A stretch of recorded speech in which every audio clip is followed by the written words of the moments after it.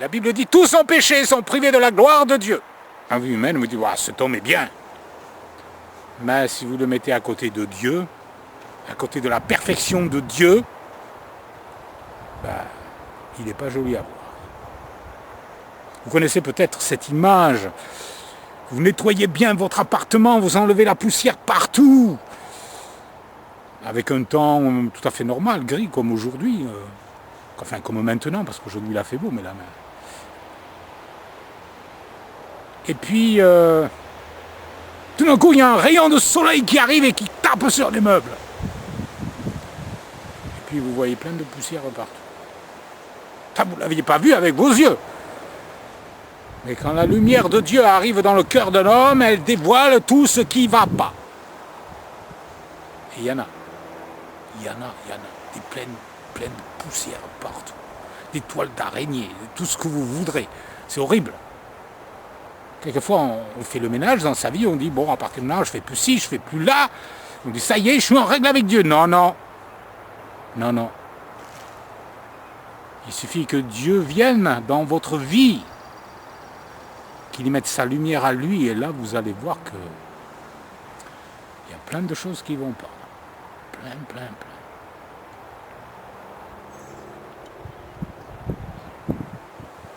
Oui, il y a un prophète qui a dit à un moment donné, « Malheur à moi, je suis perdu car je suis un homme pécheur. » En fait, notre cœur est mal disposé.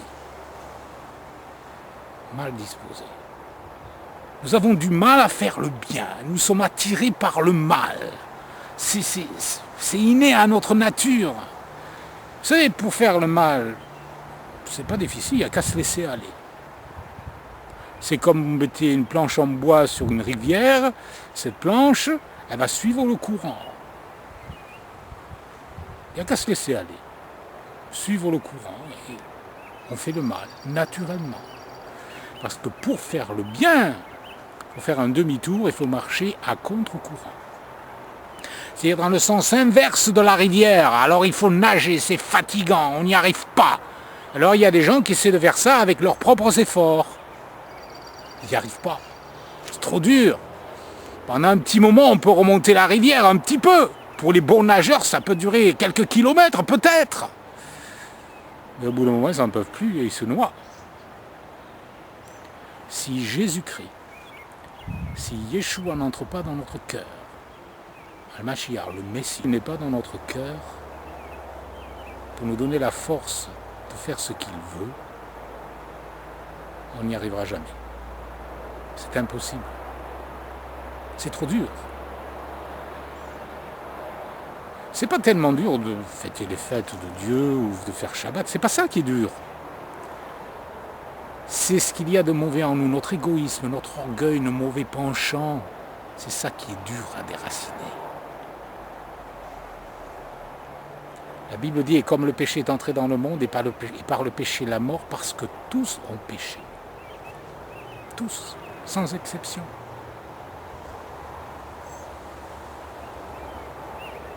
Si Jésus n'intervient pas, il n'y a rien à faire. On ne peut pas s'en sortir. On ne peut pas y arriver et on ne peut pas être sauvé. Jésus a dit, sans moi, vous ne pouvez rien faire. Bien sûr, il parlait de vivre pour Dieu, de satisfaire Dieu. Sans moi, vous ne pouvez pas satisfaire Dieu. C'est ce que voulait dire Jésus. Bien sûr, vous pouvez faire autre chose, vous pouvez faire la cuisine. C'est pas de ça qu'il parlait, bien sûr, évidemment. Quand il disait rien faire, ça voulait dire dans le domaine spirituel, pour satisfaire Dieu, les exigences de Dieu, la justice de Dieu. Parce que Dieu, qu'est-ce qu'il demande? Pas grand-chose, la perfection. Il demande la perfection. Car Dieu était en Christ, dit l'apôtre Paul. Dieu était en Christ. Et Christ n'a jamais péché. Jamais. Pas une seule fois. Oh, le diable a bien essayé de le faire tomber. Mais il n'y est pas arrivé. Contrairement à Adam. C'est pour ça que Jésus est appelé le second Adam. Parce que Dieu a recommencé. Jésus a vécu la même expérience qu'Adam. Il a été tenté comme Adam.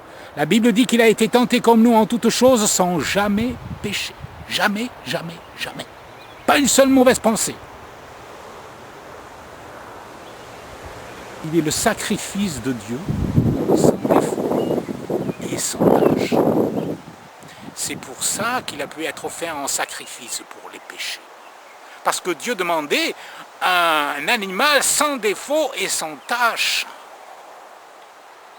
Sans tâche. Si Jésus n'est pas dans votre cœur, s'il n'habite pas en vous, vous ne pouvez pas être sauvé.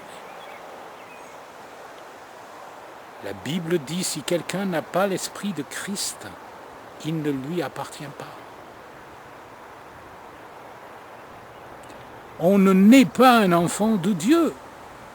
On est tous les créatures de Dieu, mais on n'est pas tous ses enfants. Jésus a dit un jour à certaines personnes, vous avez pour père le diable. Et vous voulez accomplir les désirs de votre père parce qu'il est menteur et le père du mensonge. Et c'était des gens religieux. C'est vrai aussi pour les autres. Ils ont pour père le diable. Beaucoup de gens religieux ont pour père le diable. En prétendant suivre Dieu.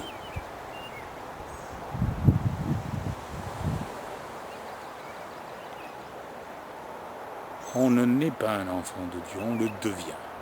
Par ce que Jésus appelle la nouvelle naissance. Si un homme ne naît de nouveau, il ne peut voir le royaume de Dieu, dit Jésus à Nicodème, qui était un pharisien. Tu dois naître de nouveau.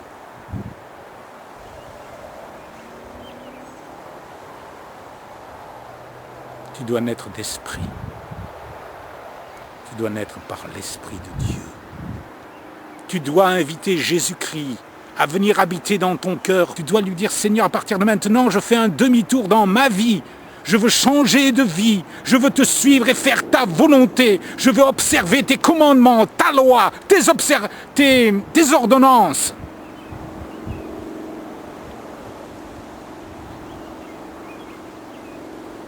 Il ne disparaîtra pas de la loi un seul iota et un seul trait de lettre jusqu'à ce que tout soit arrivé, a dit Jésus. Pas un seul commandement ne disparaîtra. Alors ceux qui disent que Jésus a aboli la loi à la croix disent n'importe quoi. C'est pas marqué dans la Bible que la loi est abolie. C'est marqué dans la Bible que la loi est accomplie par Yeshua. Pas aboli.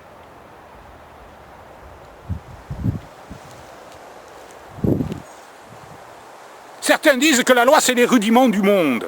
C'est un blasphème. Un blasphème! C'est pas ça les rudiments du monde. Les rudiments du monde, ce sont les fausses religions. Vous savez, les fausses religions qui enseignent à adorer de faux dieux. C'est ça les rudiments du monde. N'appelez pas la loi de Dieu les rudiments du monde. C'est un blasphème.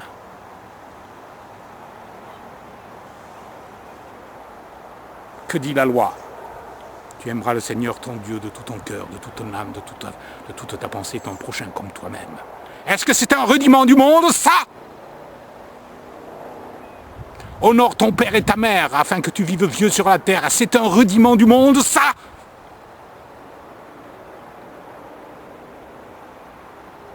C'est la loi. C'est la loi qui a été répétée ensuite dans la deuxième alliance, dans ce que vous appelez le Nouveau Testament.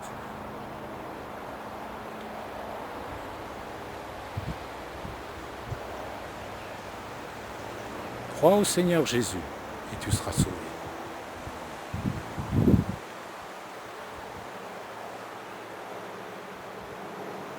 Jésus a dit à un jeune homme qui est venu le voir, il a dit, j'ai observé toutes ces choses depuis ma jeunesse.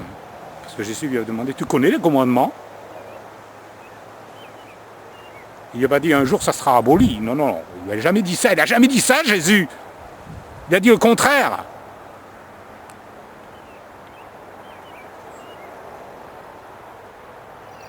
Il lui a dit, je lui ai dit, j'ai observé toutes ces choses. Et Jésus l'aima. Il lui dit, il te manque une chose. Va, vends tout ce que tu as. Donne-le aux pauvres. Et puis, viens et suis-moi. Et la Bible dit que le jeune homme est reparti tout triste parce qu'il avait de grands biens. Oh, s'il avait eu, je sais pas moi, 10 euros dans la poche, ou 10 dollars, ou je sais quoi, ça n'aurait pas été difficile de donner tout ce qu'il avait. Non, mais il devait être très riche. Et là, c'est dur. Et Jésus le savait. Jésus savait que d'observer les commandements, ça ne suffit pas si le cœur n'est pas entier à Dieu. Parce que souvent, il y a des gens qui sont religieux, qui font plein de choses, mais dedans, ils ont des idoles. Ils aiment l'argent plus que Dieu. On ne peut pas servir Dieu et Mammon, dit la Bible. L'argent, on en a besoin. Et Dieu le sait. Il a dit, cherchez premièrement le royaume et la justice de Dieu, et toutes ces choses vous seront données par-dessus. Il sait que nous en avons besoin. Mais il ne veut pas que l'argent prenne la première place. Il ne veut pas que ça devienne une idole. Quand les richesses s'accroissent, dit la Bible, n'y attachez pas votre cœur. Quand Salomon a demandé, Dieu lui a dit, demande ce que tu veux, Salomon a demandé de la sagesse. Et Dieu la lui a donnée, et Dieu a aimé sa demande, et il lui a dit, parce que tu ne m'as pas demandé des richesses, je t'en donnerai.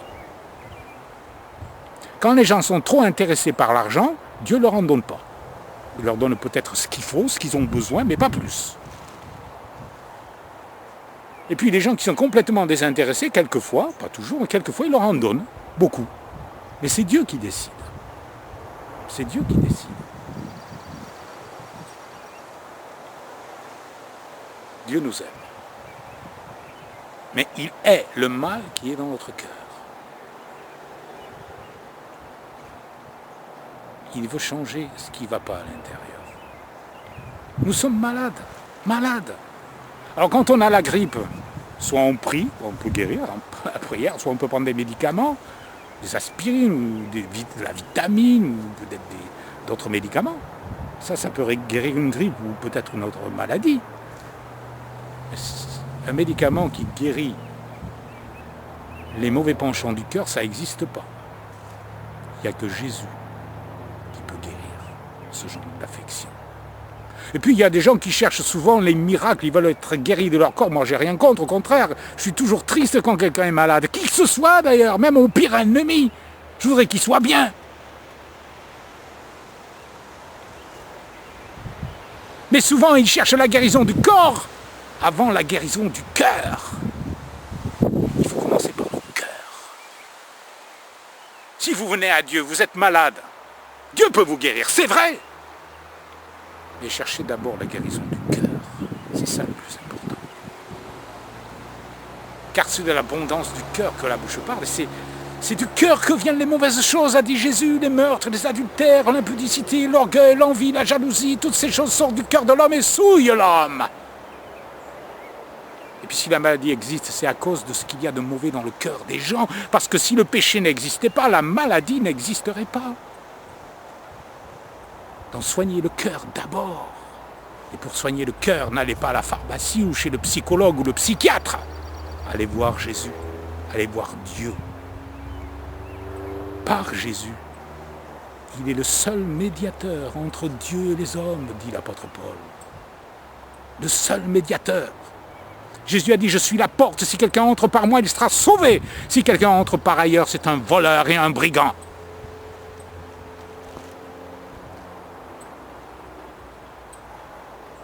Il n'y a que Jésus qui peut vous aider. Il n'y a que lui qui peut vous donner la paix de l'âme et du cœur. Venez à lui. Dites-lui, Seigneur, pardonne-moi. Sauve-moi. Change-moi. Fais de moi une nouvelle création.